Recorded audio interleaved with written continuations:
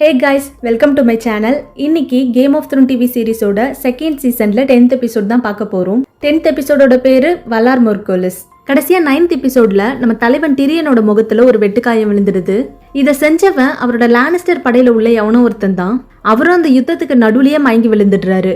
அதுக்கப்புறம் முக்காவாசி போர் முடிஞ்சதும் லானிஸ்டர் படையோட மூத்த தலைவர் டைவன் லானிஸ்டர் அவரோட படையவும் டைரல் நாட்டோட படையவும் சேர்த்து கூட்டிட்டு வந்து ஸ்டானிஸ் படைய துண்டக்கானும் துணியக்கானும் ஓட வச்சுட்டாரு. அப்புறம் அவர் பொண்ணு அதான் இந்த கொடூர ராணி செர்சி விஷ பாட்டில கையில வச்சுட்டு ஸ்டானிஸ் உள்ள வர்றதுக்குள்ள இதை குடிச்சு செத்துடலான்னு கரெக்டா அந்த விஷத்தை வாய்க்கிட்ட கொண்டு போறப்போ டைவின் உள்ள வந்துடுறாரு. அவரும் ஏதோ இவர் வந்தனாலதான் இந்த போர் முடிஞ்ச மாதிரி நம்ம ஜெயிச்சிட்டோன்னு கெத்தா வந்து சொல்றாரு. இதோட 9th எபிசோட் முடிஞ்சது. இப்போ அடுத்து 10th எபிசோட்ல என்ன நடக்க போகுதுன்னு தெரிஞ்சுக்கிறதுக்கு முன்னாடி நீங்க என்னோட சேனலுக்கு ஃபர்ஸ்ட் டைம் வரீங்கன்னா என்னோட வீடியோவை லைக் பண்ணிட்டு மறக்காம என்னோட சேனலை சப்ஸ்கிரைப் பண்ணிடுங்க. இப்போ வாங்க ஸ்டோரிக்குள்ள போலாம். ஸ்டார்டிங்ல நம்ம தலைவன் டிரியனுக்கு அடிபட்டுச்சுல, அவர் இப்ப கண் முழிச்சு பாக்குறாரு.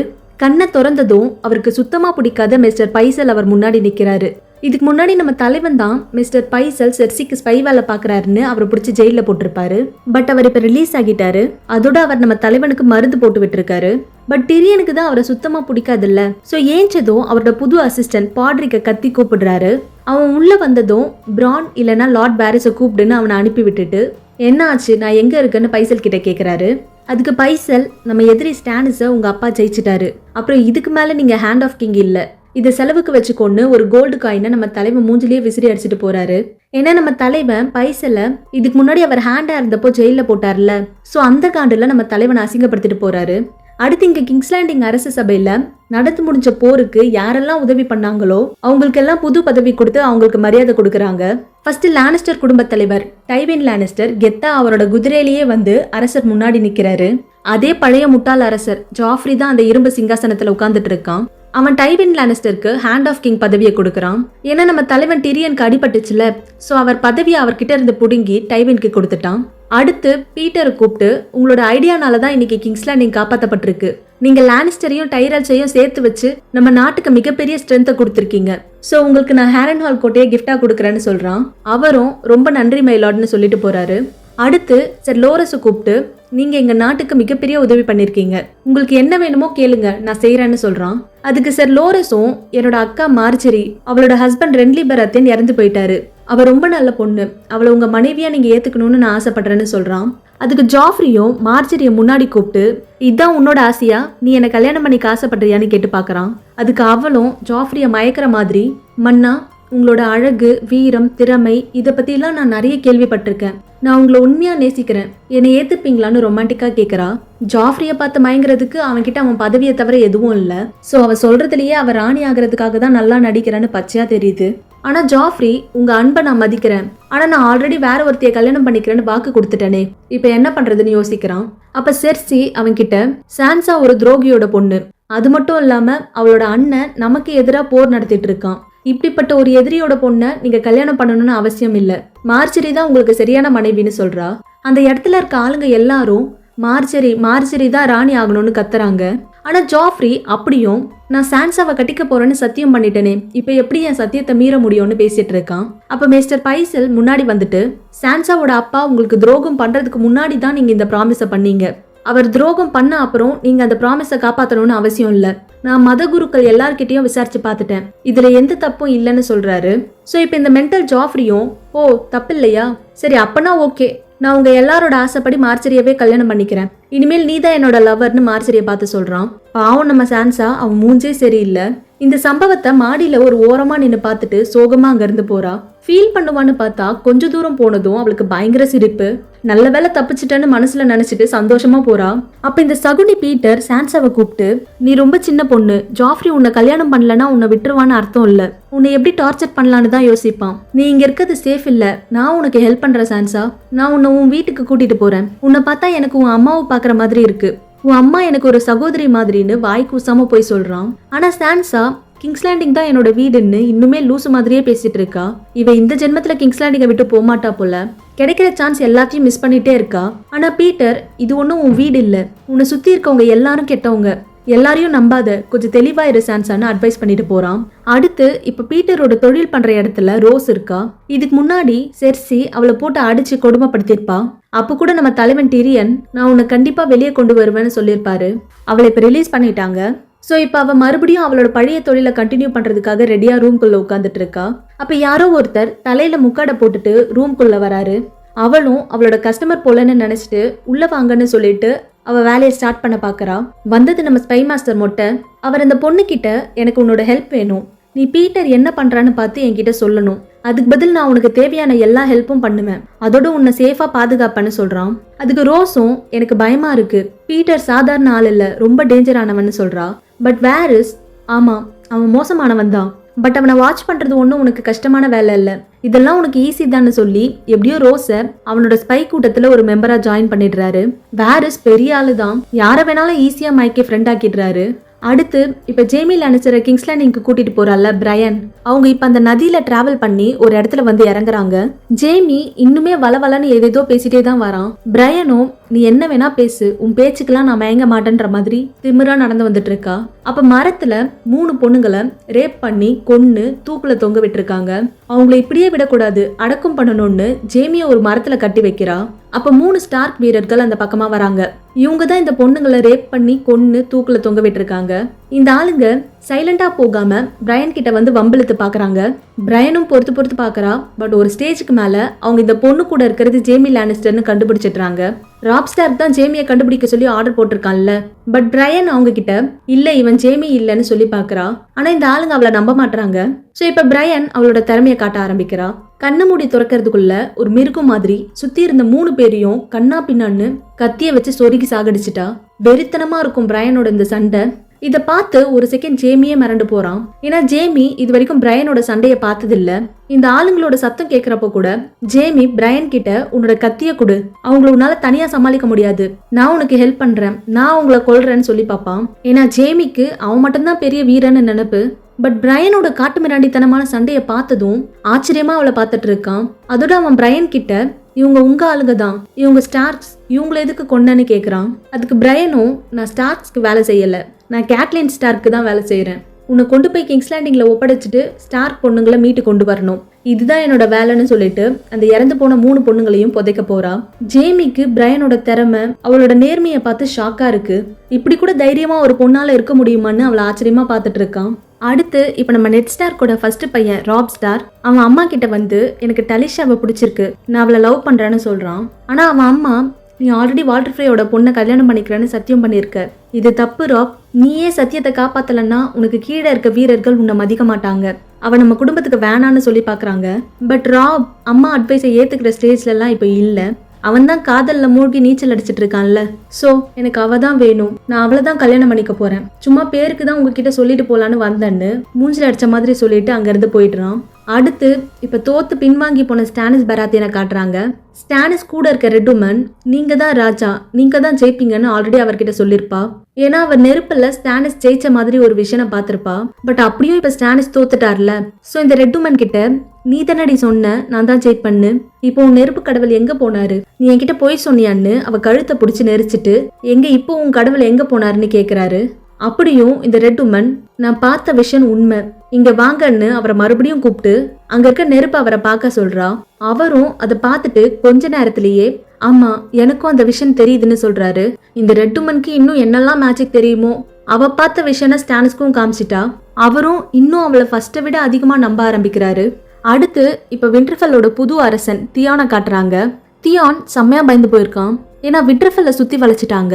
இதுக்கு முன்னாடி கூட ரூஸ் போல்டன் ராப் கிட்ட என்னோட ஆளுங்களை அனுப்பி நான் விண்டர்ஃபெல்ல உங்களுக்காக கைப்பற்றி வைக்கிறேன்னு சொல்லியிருப்பாரு.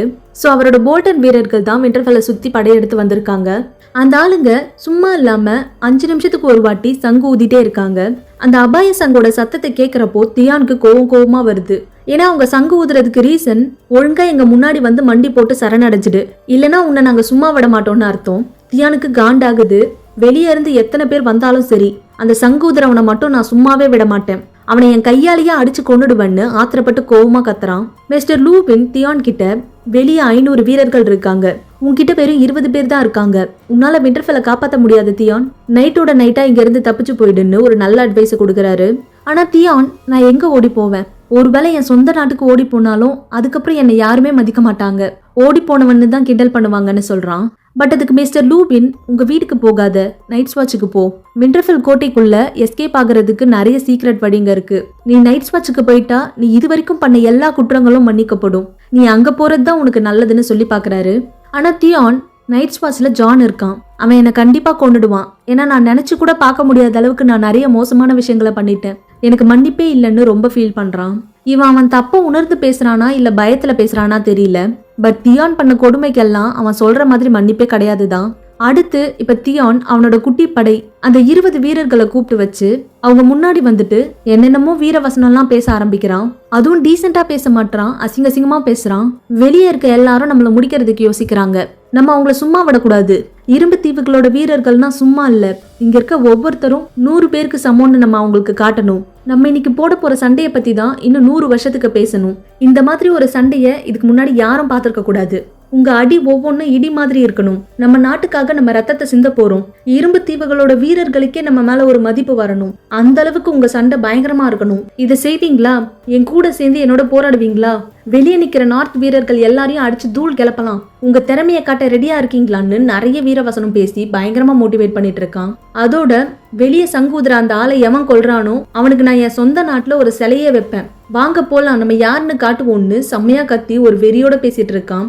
அப்போ எப்பவுமே ஒருத்தன் தியான நக்கலா பாப்பான்ல, அவன் தியான பின்னாடி இருந்து மண்டையிலேயே தட்டி கீழே தள்ளி விட்டுறான். தியானோ அங்கேயே மயங்கி கீழே விழுந்துடுறான். சுத்தி இருக்க ஆளுங்களும் இவன் வாயவே மூட மாட்டான் போல, லூசு பைய, வாங்க இவனை எதிரிங்க கிட்ட ஒப்படைக்கலான்னு தியான் மூஞ்சில ஒரு துணியை போட்டு மூடுறாங்க. ஆக்சுவலி இந்த நக்கலா பாக்குறவன் தியானோட ஆளு தான். பட் அவங்க தோத்து போயிடுவோன்னு தெரிஞ்சனால இந்த ஆளு எதிரிங்க கிட்ட பேசி நாங்க சரணடைஞ்சிடுறோம், அதோட தியானையும் உங்ககிட்ட பிடிச்சு கொடுத்துடுறோம், அதுக்கு பதில் எங்க எல்லாரையும் உயிரோட விட்டுருங்கன்னு வெளியே இருந்த போல்டன் வீரர்கள் கிட்ட டீலிங் பேசிட்டான். அதான் இவங்க 20 பேரும் தியான் கூடவே இருந்துட்டு அவனையே செஞ்சு விட்டுட்டாங்க. தியான் பண்ண கொடுமைக்கெல்லாம் அவன் கூட இருக்க ஆளுங்களே தண்டனை கொடுத்துட்டாங்க. பட் இதுக்கப்புறம் தியானுக்கு என்ன ஆகும்னு வெயிட் பண்ணி பார்க்கலாம். தியானை புடிச்சிட்டு போறத பார்த்துட்டு மிஸ்டர் லூவின் வேகமா ஓடி வராரு. என்னடா பண்றீங்க, அவனை எங்க கூட்டிட்டு போறீங்கன்னு அவர் கத்திட்டே வராரு. ஆனா இந்த நக்கலா பாக்குறவன் மிஸ்டர் லூவினோட வயிற்றிலேயே ஈட்டி வச்சு சொருகி குத்தி கிழிச்சிடுறான். அவரும் பாவம் அங்கேயே மயங்கி விழுந்துடுறாரு. அடுத்து இப்ப நம்ம தலைவன் டிரியன் வாரிஸ் கிட்ட பேசிட்டு இருக்காரு. வாரிஸ் தான் சீக்ரெட்ஸை தெரிஞ்சுக்கிறதுல கில்லாடி இல்ல. சோ டிரியனை யார் கொல்ல வந்தான்னு தெரிஞ்சுக்கிட்டாரு. அவர் நம்ம தலைவன் கிட்ட உங்க அக்கா செர்சி தான் உங்களை கொல்ல சொல்லி அவனுக்கு ஆர்டர் போட்டிருக்காங்க, அப்புறம் உங்க வேலைக்காரன் இந்த பாட்ரிக்னால தான் இன்னைக்கு நீங்க உயிரோட இருக்கீங்கன்னு சொல்றாரு. இதை கேட்டதும் டிரியனுக்கு ரொம்ப கஷ்டமா இருக்கு. என் சொந்த அக்காவே என்னை கொல்ல ட்ரை பண்ணிருக்காள்னு ஃபீல் பண்ணிட்டு பாட்ரிக்கு தேங்க்ஸ் சொல்றாரு. அப்புறம் பிரானோட கோல்டு க்ளோக் வீரர்கள்ல உண்மையான 4 பேரை இந்த ரூமுக்கு வெளியே காவலுக்கு நிக்க சொல்றாரு. அதுக்கு வாரிஸ், பிரான் இப்ப கோல்டு க்ளோக் தலைவன் இல்ல, கோல்டு க்ளோக்ஸ் உங்க அப்பாவோட கட்டுப்பாட்டுல இருக்குன்னு சொல்லிட்டு உங்களாலதான் இன்னைக்கு கிங்ஸ் லேண்டிங் ஜெயிச்சது. நீங்க செஞ்சிருக்க இந்த தியாகத்துக்கு அரசர் ஜாஃப்ரி உங்களுக்கு எந்த ஒரு பதவியும் கொடுத்து உங்களை பெருமைப்படுத்த மாட்டாரு. மத்தவங்க எல்லாரும் உங்க திறமைய மதிக்கலனாலும் உங்களாலதான் இன்னைக்கு கிங்ஸ் லேண்டிங் ஜெயிச்சதுன்னு என்ன மாதிரியே சில பேருக்கு மட்டும் தெரியும். நாங்க உங்க தியாகத்தை மறக்க மாட்டோம்னு சொல்லிட்டு இருக்காரு. அப்ப ஷே உள்ள வரா. வந்துட்டு நான் உன்னோட அடிப்பட்ட காயத்தை பார்க்கணும்னு அவன் முகத்துல கட்டியிருந்த துணியை அவுத்து பாக்குறா. ரொம்பவே கொடூரமா அடிபட்டிருக்கு. நெத்தியில, மூக்குல, கன்னத்துலன்னு அப்படியே சைடா கத்திய வச்சு கிழிச்சு விட்டுருக்கான். நம்ம தலைவனும் சும்மாவே என்னை எல்லாரும் குள்ளன்னு தான் கூப்பிடுவாங்க, இப்ப வேற பார்க்க அசிங்கமா இருக்கேன், இனிமேல் என்ன எல்லாரும் குள்ள அரக்கன்னு தான் கூப்பிடுவாங்கன்னு கண் கலங்கிட்டே சொல்றாரு. அதுக்கு ஷேவும், உனக்கு இந்த போர் சண்டை இதெல்லாம் செட் ஆகல, உன்னை அவங்க மறுபடியும் கொல்ல ட்ரை பண்ணுவாங்க, நீ இங்க இருந்து போயிடு, கிங்ஸ் லேண்டிங்ல இருக்காதுன்னு சொல்லி பாக்குறா. ஆனா நம்ம தலைவன், நான் போக மாட்டேன், நான் இந்த இடத்த சேர்ந்தவன், நான் இந்த மோசமானவங்க கூட தான் வாழ்ந்தாகணும், நீ என்னை விட்டு போக போறியான்னு கேக்குறாரு. அதுக்கு அவளும் அவங்க இதுக்கு முன்னாடி ரொமான்டிக்கா பேசிக்கிட்ட ஒரு டைலாக், நான் உன்னுடையவள் நீ என்னுடையவன்னு சொல்லி 2 பேரும் ஹக் பண்ணி அழுது ஃபீல் பண்றாங்க. அடுத்து ஸ்டார்க்ஸ் தங்கிட்டு இருக்க இடத்துலயே ராப் ஸ்டார்க் டலிஷாவை சீக்கிரட்டா கல்யாணம் பண்றான். அவங்க இனத்தை சேர்ந்தவங்க நைட்ல தான் கல்யாணம் பண்ணுவாங்க போல. சொந்த பந்தம் பெரியவங்க சின்னவங்கன்னு யாருமே இல்ல. ராப், டலிஷா, அப்புறம் ஒரு பெரியவர். அந்த பெரியவர் தான் இவங்க 2 பேரையும் சேர்த்து வைக்கிறாரு. ஸோ சீக்கிரட்டா எப்படியோ அவன் ஆசைப்பட்ட மாதிரியே அவன் லவ் பண்ண பொண்ணையே கல்யாணம் பண்ணிக்கிட்டான். அடுத்து இப்ப நம்ம டிராகன் இளவரசி அந்த மொட்டை மந்திரவாதி சொன்ன அந்த மரணமில்லாத வீட்டுக்கு வரா. அவ கூட செர்ஜோராவும் ஒரு டோத்ராக்கி வீரனும் இருக்காங்க. உள்ள போறப்பவே அந்த டோத்ராக்கி பையன், இது பேய் வீடு, அவன் ஏன் இந்த இடத்துல ஒரு காவலாலையும் இல்லைன்னு பயத்துல புலம்பிட்டே வரான். பட் நம்ம தலைவி டெனாரிஸ் பயப்படுற மாதிரிலாம் இல்ல, அவ தைரியமா அந்த பில்டிங் கிட்ட வரா. பட் அந்த பில்டிங்கை எவன் கட்டினான்னு தெரியல, அந்த கோட்டைக்கு வாசலே இல்ல. டெனாரிஸும் ஒருவேளை பின்பக்கம் வாசல் இருக்கும்னு இப்ப அந்த பில்டிங்கை சுத்தி ஒரு வாட்டி நடக்கிறா. அவ பின்னாடியே செர்ஜோராவும் அவளை ஃபாலோ பண்ணிட்டே போறாரு. பட் எப்படின்னே தெரியல, செர்ஜோராவை விட டெனாரிஸ் ஸ்பீடா போயிடுறா. அவர் சுத்தி வந்து பாக்குறாரு. பார்த்தா அதுக்குள்ள டெனாரிஸ காணோம். அந்த டோத்ராக்கி வீரன் மட்டும் தான் நிக்கிறான். அவருக்கு குழப்பமாவே இருக்கு. மேஜிக் பண்ணி டெனாரிஸ் அந்த மொட்டை உள்ள கூட்டிட்டு போயிட்டான் போலன்னு டெனாரிஸ சத்தமா கூப்பிட்டு பாக்குறாரு. பார்த்தா நம்ம டெனாரிஸ் அந்த பில்டிங்குள்ள வந்துட்டா. அவளுக்கு செர்ஜோரா அவளை கூப்பிடுற சத்தம் நல்லாவே கேக்குது. பட் அவருக்கு பதில் சொல்லாம, டே லூசு மொட்டை, உன் கோட்டைக்கு வர சொன்னல, வந்துட்டேன். நீ எங்க போய் ஒளிஞ்சிட்டு இருக்க? உன் மேஜிக்கை காட்டி என்ன பயமுறுத்த ட்ரை பண்றியா? ஒழுங்கா என் முன்னாடி வாடா பயந்தாங்கோலின்னு கோவப்பட்டு கத்துறா. அப்ப அவளோட டிராகன்ஸோட சவுண்ட் கேக்குது. அதோட இந்த சீன் கட் ஆகுது. அடுத்து இப்ப நம்ம ஆர்யா குட்டி அவ ஃப்ரெண்ட்ஸோட சேர்ந்து அந்த ஹேரன்ஹால் கோட்டையெல்லாம் தாண்டி ஒரு மலை பிரதேசத்துல பொறுமையா நடந்து வந்துட்டு இருக்கா. அப்ப அங்கிருந்த ஒரு மலை உச்சில ஜாக்கன் நின்னுட்டு இருக்கான். நம்ம ஆர்யா குட்டியும் அவன் கிட்ட போயிட்டு, நீ எப்படி இங்க இருக்க? நாங்க இந்த வழியா தான் வருவோம்னு உனக்கு எப்படி தெரியும்? அப்புறம் அந்த பாதுகாவலர்களை எல்லாம் எப்படி கொன்னன்னு நிறைய கொஸ்டின் கேட்டுட்டே இருக்கா. அதுக்கு அவனும், இது ஒரு கலை, இதை நீ கத்துக்கணும்னா நீ என் கூட வரணும். ஃபேஸ்லெஸ் மேன் ஆகணும்னா நீ இந்த கடலை தாண்டி பிராவோஸ் நாட்டுக்கு வரணும்னு சொல்றான். ஃபேஸ்லெஸ் மேன் ஆனா உன்னோட பிஸ்னஸ்ல இருக்க ஆளுங்க செர்சி, ஜாஃப்ரி, டைவின், ஹவுண்டு இவங்க எல்லாரையும் நீயே கொல்லலான்னு சொல்றான். அது கேட்டதும் ஆர்யாக்கு அவன் கூட போக ஆர்வமா இருக்கு. ஐயோ, இதுக்கு தான் நான் பல நாளாக ஆசைப்பட்டேன். என் எதிரிங்களை எல்லாம் என் கையாலேயே கொல்லணும். பட் இப்போ என்னால் உன் கூட வர முடியாது. ஏன்னா நான் என் அம்மா, அண்ணா, அப்புறம் சான்சாவை கண்டுபிடிக்கணும். நான் அவங்க கூட தான் இருக்கணும்னு சொல்றா.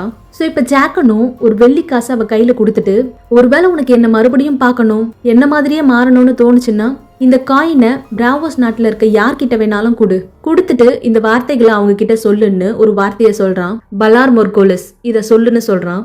ஆக்சுவலி இதுதான் இந்த எபிசோடோட டைட்டில். ஆர்யா ஜாக்கனை பார்த்து எங்களை விட்டு போகாத ஜாக்கன்னு சொல்றா. அதுக்கு அவனும் ஜாக்கன் செத்துட்டான்னு சொல்லிட்டு அவன் மூஞ்சில இருந்த எதையோ எடுத்துட்டு திரும்பி பாக்குறான். பார்த்தா அது வேற யாரோ, ஜாக்கன் இல்ல. ஒரு செகண்ட்ல மூஞ்சியே மாத்திட்டான். இதுதான் ஃபேஸ்லெஸ் மேனோட திறமை.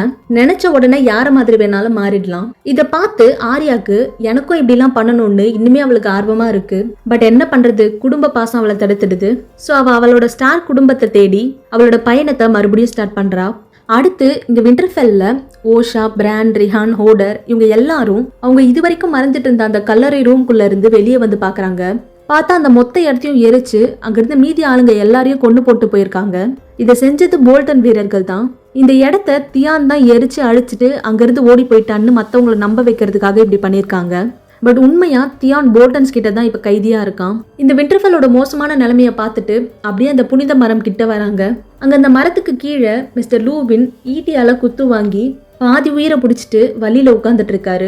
பிரான் அவரை பார்த்துட்டு, என்ன மருந்து தேவைன்னு சொல்லுங்க, நாங்க உங்களை காப்பாத்துறோம்னு சொல்லி பாக்குறான்.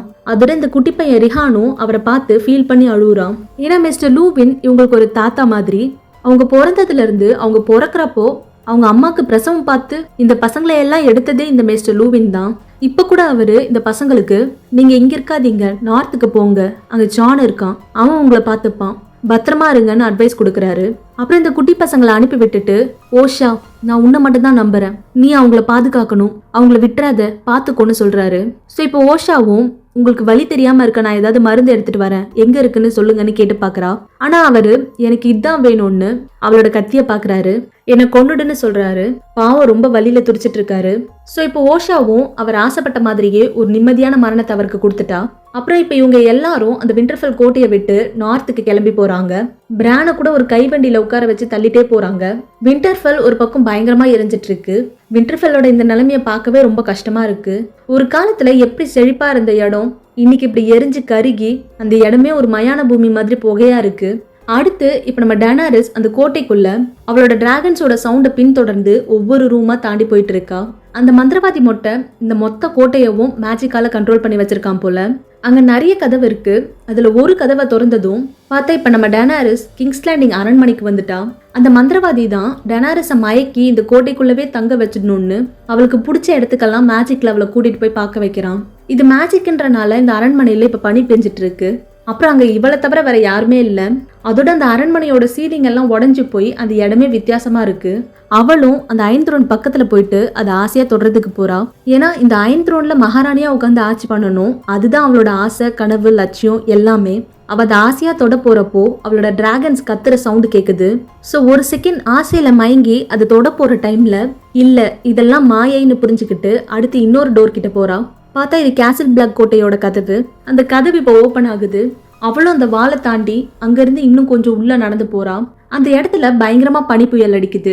அப்புறம் அந்த இடத்துல ஒரு டென்ட் இருக்கு. அவளும் அதுக்குள்ள போய் பாக்குறா. பார்த்தா உள்ள செத்து போன கால் ட்ரோகோ உயிரோட உட்காந்துட்டு இருக்கான். அதுவும் அவனோட குழந்தைய கையில வச்சுட்டு இருக்கான். டெனாரிஸ் அவன் கிட்ட போயிட்டு கொஞ்ச நேரம் ஆசையா பேசிட்டு இருக்கா. அவ குழந்தைய பார்த்து சந்தோஷப்படுறா. பட் அவளுக்கு இதெல்லாம் மேஜிக். அந்த மொட்டை மந்திரவாதி தான் அவளை மயக்கிறதுக்காக இப்படி எல்லாம் பண்ணிட்டு இருக்கான்னு நல்லா தெரியும். சோ அவ ட்ரோகோவை அங்கேயே விட்டுட்டு இதெல்லாம் மாயைன்னு அவளோட ஆசையெல்லாம் உதறி தள்ளிட்டு மறுபடியும் அவளோட டிராகன் சவுண்டை பின்தொடர்ந்து இன்னொரு டோரை ஓபன் பண்றா. இதுதான் கரெக்டான இடம். அவளோட 3 குட்டி டிராகனையும் அந்த மந்திரவாதி சங்கிலியில கட்டி போட்டு வச்சிருக்கான். அவளும் நல்ல வேளை உங்களை பார்த்துட்டேன், அம்மா வந்துட்டேன்டா செல்லங்களான்னு டிராகன்ஸ் கிட்ட ஆசையா போயிட்டு அது கொஞ்சம் போறா. அப்ப அந்த மந்திரவாதி அங்க வந்துடுறான். டிராகன்ஸோட அம்மா டிராகன்ஸ் கூட தான் இருக்கணும். இந்த டிராகன்ஸ் பிறந்த உடனே எங்களோட மேஜிக்கும் பிறந்துடுச்சு. இதுங்க பக்கத்துல இருந்தாதான் எங்க மேஜிக்கு பவர் அதிகம். ஆனா அதுக்கு டிராகன்ஸோட அம்மா டிராகன்ஸ் கூடவே இருக்கணும்னு சொல்லிட்டு அவளையும் அவளோட 2 கையிலையும் சங்கிலிய மாட்டி அங்கேயே டிராகன்ஸ் கூடவே கட்டி போடுறான். அப்ப நம்ம தலைவி திரும்பி அவளோட டிராகன் குட்டிங்களை பாக்குறா. பார்த்துட்டு ட்ரக்காரிஸ்னு சொல்றா. ட்ரக்காரிஸ்னா எரிச்சிடுன்னு அர்த்தம். அம்மா ஆர்டர் கொடுத்ததும் குட்டி டிராகன்ல ஒண்ணு ஃபர்ஸ்ட் லைட்டா நெருப்ப கக்குது. அந்த நெருப்பு இந்த மொட்டை மந்திரவாதி கையில படுது. ஒரு டிராகனை பார்த்து மற்ற 2 டிராகனும் சேர்ந்து இப்ப 3 டிராகன்ஸும் ஒன்னா நெருப்பு விடுதுங்க. இந்த சீன்லாம் பேக்ரவுண்ட் மியூசிக்கோட வேற லெவல்ல இருக்கும். நெருப்பு பட்டனால அந்த மந்திரவாதியும் அங்கேயே எரிஞ்சு செத்து போயிடுறான். மேஜிக் மேன் செத்துட்டனால இப்ப அந்த சங்கிலியும் தானா கலண்டு விழுது. அவ்வளவுதான், நம்ம டிராகன் தலைவி அவளோட குட்டி டிராகன்ஸை எப்படியோ தைரியமா காப்பாத்திட்டா.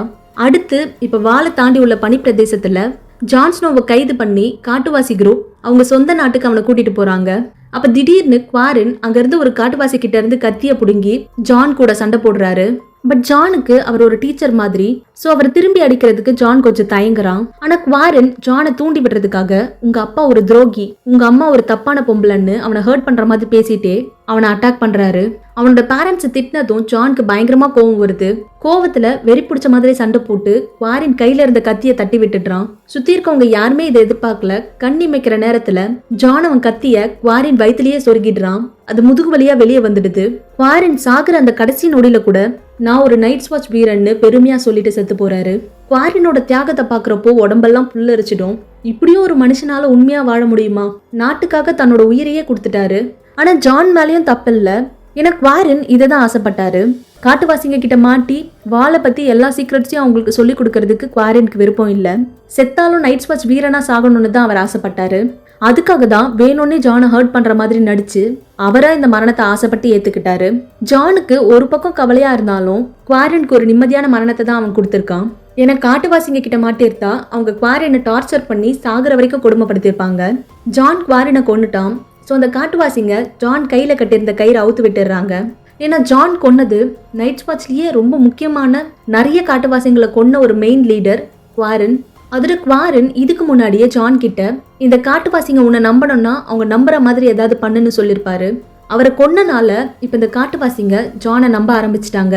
அவங்க நம்பணுன்றதுக்காக தான் ஜான் வேணும்னே குவாரின் ஆசைப்படி அவரை கொன்னான். இனிமேல் ஜான் இவங்க கூட இவங்கள ஒருத்தனா இருக்க மாதிரி நடிக்கணும். அப்பதான் இவங்க அவனை நம்புவாங்க. மேபி சின்னதா ஒரு தப்பு பண்ணா கூட அவன் இங்க மாட்டிப்பான். இப்ப ஈகிரேட் ஜானை கூட்டிட்டு வந்து ஒரு மலை உச்சில நின்னுட்டு கீழே இருக்க அவளோட சொந்த நாட்டை காட்டுறா. பார்த்தா கொச்ச கொச்சன்னு ஏகப்பட்ட வீடுகள் இருக்கு. லட்சக்கணக்கில் நிறைய மக்கள் இங்க வாழ்ந்துட்டு இருக்காங்க. கீழே சவுத்துல இருக்க தேசங்கள் மாதிரி இந்த நார்த் தேசமும் ரொம்ப பெருசா, இங்கேயும் அதே மாதிரி ஏகப்பட்ட மக்கள் வாழ்ந்துட்டு இருக்காங்க. ஜான் இதுக்கப்புறம் என்ன பண்ண போறான்னு அவனுக்கே தெரியல. இனிதான் அவனுக்கு பெரிய டாஸ்க் இருக்கு. இந்த கூட்டத்தையே ஏமாத்தணும், அப்பதான் அவன் உயிரோட இருக்க முடியும். அடுத்து இங்க கார்த்துல ஜாரோ பெட்ரூம்ல ஒரு பொண்ணு கூட நல்லா படுத்து தூங்கிட்டு இருக்கான். அந்த பொண்ணு வேற யாரும் இல்ல, நம்ம டெனாரிஸ் கூடவே இருந்த அந்த டோரியா தான். அவளும் ஜாரோ கூட சேர்ந்து இவ்வளவு நாள் டெனாரிஸ்க்கு துரோகம் பண்ணிருக்கா. ஜாரோ கழுத்துல இருந்த செயினை புடுங்கிடுறாங்க. ஏன்னா அதுதான் அவனோட பெரிய லாக்கரை ஓபன் பண்றதுக்கான சாவி. அந்த லாக்கரை ஓபன் பண்ணிட்டு டெனாரிஸ் அதுக்குள்ள போய் பாக்குறா. பார்த்தா வெறிச்சோடி கிடக்குது. உள்ள எதுவுமே இல்ல. இவ்வளோ நாள் என்கிட்ட தங்கம் வைரம் நிறைய பொக்கிஷன்லாம் அந்த லாக்கருக்குள்ள இருக்குன்னு எல்லாரையும் ஏமாத்திருக்கான் இந்த ஜாரோ. நம்ம டெனாரிஸ் அவனுக்கு ஒரு சூப்பரான பனிஷ்மெண்ட்டை கொடுக்குறா. இவ்வளோ நாள் இதுக்குள்ள தங்கம் இருக்கு வைரம் இருக்குன்னு எங்க எல்லாரையும் எப்படிலாம் ஏமாத்தினேன். இப்ப நீங்க 2 பேரும் இந்த லாக்கருக்குள்ளேயே இருந்து செத்து போங்கன்னு ஜாரோவையும் டோரியாவையும் ஒன்னா சேர்த்து அந்த லாக்கருக்குள்ள விட்டு பூட்டிடுறாங்க. பூட்டி அந்த சாவியை அவளே எடுத்து வச்சுக்கிறா. கார்த் தேசத்துல நிறைய விலை உயர்ந்த பொருட்கள் இருக்கும். அங்க இருக்க நிறைய திங்ஸ் கோல்ட்ல செஞ்சிருக்காங்க. ஆல்ரெடி கார்த்தோட 12 லீடர்ஸை கொண்டுட்டாங்கல்ல. சோ இப்ப டெனாரிஸ் அவளோட மீதி டோத்ராக்கி மக்கள் கிட்ட இங்க இருக்க எல்லா பொக்கிஷங்களையும் கொள்ளையடிங்க, இங்க இருக்க எல்லாமே இனி நமக்கு தான் சொந்தம்னு சொல்லிடுறா.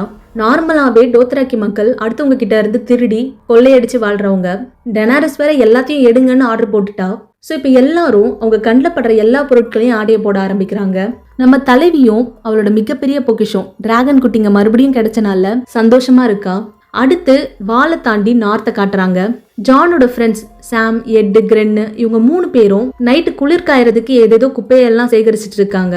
நார்த்தோட அந்த மிகப்பெரிய சுவர் ரொம்ப லென்த்தா பெருசா இருக்கும். அந்த சுவர்ல மேல நிறைய இடத்துல நைட் வாட்சோட வீரர்கள் நின்று எப்பவுமே வாட்ச் பண்ணிட்டே இருப்பாங்க. இந்த கேசல் பிளாக் கோட்டை மாதிரியே இந்த வால் மேல நிறைய சின்ன சின்ன டவர்ஸ் இருக்கும். அங்க இருக்கவங்க அவங்க கண்ணில் படுற தூரம் வரைக்கும் இங்க இந்த வால் மேல நின்று வாட்ச் பண்ணிட்டே இருப்பாங்க. நைட் வாட்ச் வீரர்கள் ரிட்டர்ன் வந்தா ஒரு ஹார்ன் சவுண்ட் கேட்கும். காட்டுவாசிகள் வந்தா 2 ஹார்ன் சவுண்ட் கேட்கும். ஒயிட் வாக்கர்ஸ் வந்தா 3 ஹார்ன் சவுண்ட் கேட்கும். ஆனா இது வரைக்கும் கடைசி ஒரு 1000 வருஷத்துல ஒரு வாட்டி கூட 3 ஹார்ன் சவுண்ட் ஊதுனதே இல்ல. இப்ப இந்த பசங்களுக்கு ஒரு ஹார்ன் சவுண்ட் கேக்குது. டேய் மச்சான், நம்ம ஃப்ரெண்ட் ஜான் தான் திரும்பி வராம போலன்னு எல்லாரும் ஆவலா வெயிட் பண்றாங்க. பார்த்தா இப்ப 2 ஹார்ன் சவுண்ட் கேக்குது. அது கேட்டதும் இவங்களுக்கு பக்குன்னு ஆகுது. அவங்க காட்டுவாசிங்க வராங்கன்னு கத்திய ரெடியா புடிச்சிட்டு நிக்கிறாங்க. பார்த்தா இப்ப யாருமே எதிர்பார்க்கல 3வது ஹார்ன் சவுண்ட் கேக்குது. 1000 வருஷமா நடக்காத ஒரு விஷயம் இப்ப நடந்துடுச்சு. அந்த 3வது ஹார்ன் சவுண்டை கேட்டதும் எட்டும் கிரென்னும் அங்கிருந்து தெரிச்சு வேக வேகமா பயந்து ஓடுறாங்க.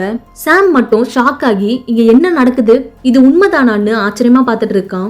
அதுக்குள்ள மத்த 2 பசங்களும் ஓடிட்டாங்க. சாம் அவங்க பின்னாடியே நில்லுங்க நானும் வரேன்னு ஆடி அசைஞ்சு அவனால முடிஞ்ச அளவுக்கு ஸ்பீடா ஓடுறான். பட் அவன் சைஸ் கொஞ்சம் பெருசா இருக்கனால அவனால ஓட முடியல. கொஞ்ச தூரம் ஓடினதும் கீழே தடுக்கி விழுந்துடுறான். அதுக்குள்ள அந்த இடம் ஃபுல்லா பயங்கரமா பனி சூழ்ந்துடுது. அதோட அந்த பனி புகைக்கு நடுவுல நிறைய பேர் நடந்து வர மாதிரி தெரியுது. சோ சாம் பக்கத்துல இருந்த ஒரு பாறை பின்னாடி போய் ஒளிஞ்சுக்கிறான். பட் அவனுக்கு பயங்கரமா மூச்சு வாங்குது. மரண பயத்துல உட்கார்ந்துட்டு இருக்கான். ஒயிட் வாக்கர்ஸ் வந்துட்டாங்க. செத்து போன எல்லாம் அழுகி போய் அப்படியே நடந்து வந்துட்டு இருக்கு. இறந்த மனிதர்கள் பாதி எலும்பு கூடு பாதி சதையோட ஏஞ்சி நடந்து வந்துட்டு இருக்காங்க. சாம் நடுங்கிட்டே திரும்பி பாக்குறான். அவன் பக்கத்துல ஒரு குதிரை வந்து நிக்குது. அந்த குதிரை கூட செத்து போன குதிரை. அதோட பாதி மூஞ்சி அழுகி போயிருக்கு. அந்த குதிரை மேல ஒருத்தன் உட்காந்துட்டு இருக்கான். இவன் தான் இந்த சின்ன ஒயிட் வாக்கர்ஸ் குரூப்போட தலைவன். ஃப்ரீசர் பாக்ஸ்குள்ள 1000 வருஷமா உட்காந்துட்டு வெளியே ஏஞ்சி வந்த மாதிரி பார்க்கவே எலும்பும் தோலுமா கொடூரமா இருக்கான். நார்மலா போர் வீரர்கள் கையில இரும்பு, ஸ்டீல் இல்லனா ஷார்ப்பான கல்லை வச்சுதானே ஈட்டியை பிடிச்சிட்டு இருப்பாங்க. ஆனா இந்த ஒயிட் வாக்கர்ஸ் தலைவன் ஐஸ் கட்டியை வச்சு ஷார்ப்பான ஒரு ஈட்டியை பிடிச்சிட்டு இருக்கான். அதை பார்க்க அழகா இருந்தாலும் அதை வச்சு சொருக்குனா கண்டிப்பா ஸ்பாட்லயே செத்துடுவாங்க. அதோட அவனோட கண்ணு டார்க் ப்ளூ கலர்ல பளிச்சுன்னு இருக்கு. ஒயிட் வாக்கர்ஸோட அடையாளமே இந்த ப்ளூ கலர் கண்ணு தான். அதை ஸ்டார்டிங் ஃபர்ஸ்ட் எபிசோட்லயே காமிச்சிருப்பாங்க. இந்த ஒயிட் வாக்கர்ஸ் தலைவன் திரும்பி சாம முறைச்சு பாக்குறான். சாமுக்கு இதயமே ஒரு செகண்ட் நின்னு போச்சு. கண்ல இருந்து கண்ணீர் வந்துட்டே இருக்கு. அழுதுட்டே அந்த ஒயிட் வாக்கர்ஸ் தலைவனை பயந்து போய் பார்த்துட்டு இருக்கான். நல்ல வேளை அது சாம பார்க்கல, சைட்ல வேற எங்கேயோ பார்த்துருக்கு போல. அந்த ஒயிட் வாக்கர்ஸ் தலைவன் போருக்கு தயாரா பேய் மாதிரி கத்திட்டே முன்னாடி கையை நீட்டுறான். இந்த ஒயிட் வாக்கர்ஸ் தலைவன் பின்னாடியே மிகப்பெரிய படையே இருக்கு. எல்லாமே செத்து பல வருஷம் ஆன போனாங்க. அதோட ஒரு 100 ஒயிட் வாக்கர்ஸ்க்கு ஒரு தலைவன்னு நிறைய ஹெட் ஒயிட் வாக்கர்ஸ் இருக்கு. தலைவன்லாம் குதிரை மேல உட்காந்து மீதி செத்த பொணங்களை வழி நடத்துறான். ஒயிட் வாக்கர்ஸோட இந்த மிகப்பெரிய ஆர்மியை பாக்குறப்போ பயங்கரமா இருக்கும். இதுக்கப்புறம் இதுங்களால என்னென்னலாம் பிரச்சனை வரப்போகுதுன்னு தெரியல. இதோட இந்த எபிசோட் முடியுது. இதுங்க எல்லாம் வாழை தாண்டி போனா என்ன ஆகும்? யாரு ராஜான்னு ஒரு பக்கம் எல்லா ராஜ்யங்களும் போட்டி போட்டுட்டு இருக்காங்க. இதுக்கு நடுவுல இந்த ஒயிட் வாக்கர்ஸ் வேற. கடைசியில அந்த அயன் த்ரோன்ல யாரு தான் உட்கார போறாங்க? மனுஷங்களா இல்ல இந்த ஒயிட் வாக்கர்ஸா? அதை இனி வர எபிசோட்ஸ்ல பார்க்கலாம். இதோட இந்த சீசன் 2 முடியுது. அப்படியே இந்த வீடியோவை லைக் பண்ணிட்டு மறக்காம என்னோட சேனலை சப்ஸ்கிரைப் பண்ணிடுங்க. நெக்ஸ்ட் சீசன்ல மீட் பண்ணலாம். தேங்க்யூ.